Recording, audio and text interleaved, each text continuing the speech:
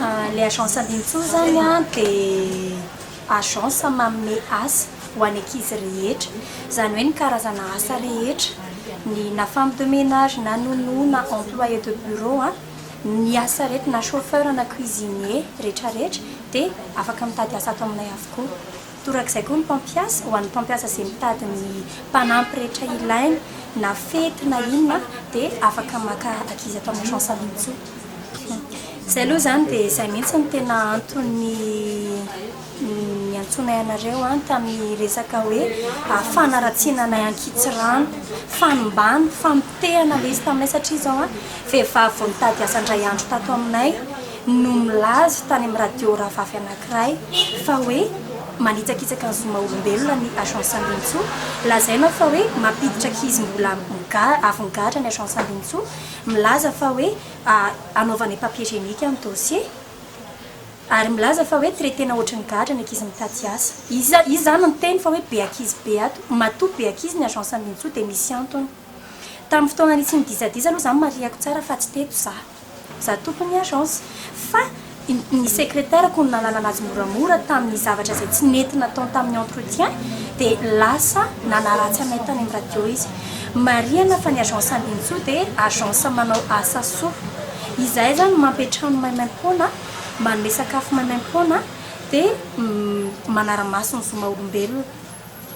ao anatin'izay koa hoe raha mafeno herintaona ny ankizy dia mbola manome loka maimaim-poana ny agence Ambintsoa ka tsy izahay ato amin'ny agence Ambintsoa na i madame Yasmine velively no anitsaka ny zoma olombelona ho any ankizy izay mitady asa ato amiko ka dia apetrako somaria eto aminareo zany fa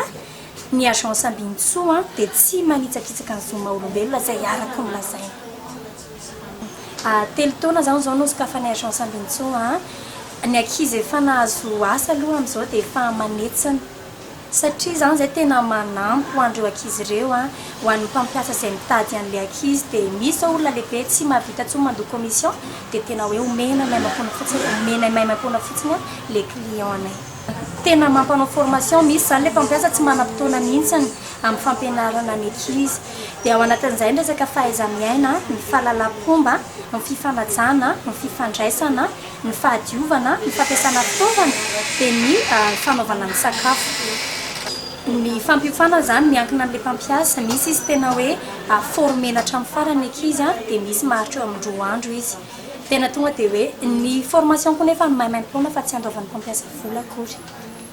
tena voasambany zahay no misy olona nanaratsy anay ohatran'izao zavatra zao za zany sahako miteny fa mbola raha samy agence mbola mamioditra ny agence Ambintsoa mbola tsisy mpampiasa mihitsy ka hoe nanana lahelo taminay zay zany raha manana problème amin'ny mpampiasa dia tena mangataka tanandroa hoe tongava voninay amin'ny fafampo voninay ny iara-iasa aminareo dia tongava aty aminay fa tsy mbola nisy mihitsy hoe olana na tampanampy na tampampiasa ny olana aloha zany misy raha hoe entre mpampiasa sy mpanampy fa izahay ny intervenir fa ny hoe raha resaka fanaratsiana agence mbola tsy nisy raha tsy tamin'itindray nitoraka ity mazava tsara zany misy taratasy foniavana alohan'ny andraisan'ny mpampiasa sy ny mpanampy ny asany ao anatin'ny contrat aloha zany dia hoe mihaino fitarainana ho an'ny mpampiasa izahay dia torak'izay koa ny mpanampy ao anatin'izay zany raha misy mpampiasa mininany tsy andokaramany ankizy mihitsiny dia ny agence no mitaky an'izay zavatra zay ny ankizy nge matoa miasa tsy manana izy fa tsy hoe mpiasa mpanampy izy dia zay tia nanaovana anazy ny anaovana anazy dia zay ny antony isian'ilay agence Ambintsoa hoe mba misy miaro koa ilay ankizy mandeha miasa dia apetrako tsara zany ao anatin'ilay hoe fampiatranona sy ilay fisakafoanana raha ataoko hoe tsisy mbola vitsy mbola tsisy amina agence no hoe mampiatrano sy manome sakafo ankizy zany hoe mahalany vary 10 kilao ho an'ny ankizy isan'andro omena maimaim-poana ho an'ny ankizy ao anatin'izay ny mpampiasa misafidy ny mpampiasa ny ankizy zay tiany dia torak'izay koa ny ankizy fa tsy hoe terena izy akory ny ankizy zany tsy terena mihitsy hoe tsy maintsy mandeha amin'ity ianao izay ohatry ny ataon'ny sasany fa tena hoe malalaka amin'ny fisafidianana ny asa izay tiany idirana asa maritra ange ilaina dia izay ny antony tena mahatonga anay manao an'io zavatra io malalaka tsara ny firesahana sy ny zavatra tiana atao eto amin'ny agence Ambintsoa izahay zany dia tsy mandefa ankizy makany ivelany iaraha malala ny fijaliana mahazo an'ireo ankizy ireo zay nge le problème teo hoe akizy avy any Liban nge le nanaratsy any teo hoe tokony le agence nanao anazy no nanalano fony fa tsy agence tsy nanao ninina anazy no andeha aratsiny tany amin'ny radio fa tena tsy mamoaka raha mamoaka akizy makany ivelany dia mety hoe andeha hanao vacances hiaraka amin'ny mpampiasa fa tsy hoe andeha hiasa any ivelany na aiza ny ivelany resahantsika eto eto amin'ny agence mihitsy aloha zany dia betsaka samy betsaka izy na ny mpanampy mitady asa na ny mpampiasa mitady ankizy hatreto zany dia lasa mametraka an'le fitokisana le mpampiasa hoe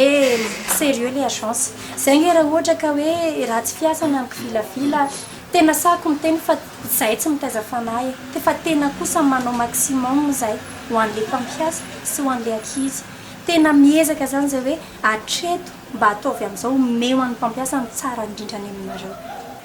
fa ny any amin'ny mpampiasa indray misy nydonadona kely ianao kosa ve raha ndoro lokan'olona na anao zavatra tsy mety dia mbola nambitamby kosa ny mpampiasa dia avy eo dia hoe za hiala fa mba asiana marimaritra iraisana hoe mba mahay manetry tena mba mifona mba miala tsiny dia zay zavatra zay napetraka tsara mihitsy atao amin'ny agence Sambinitso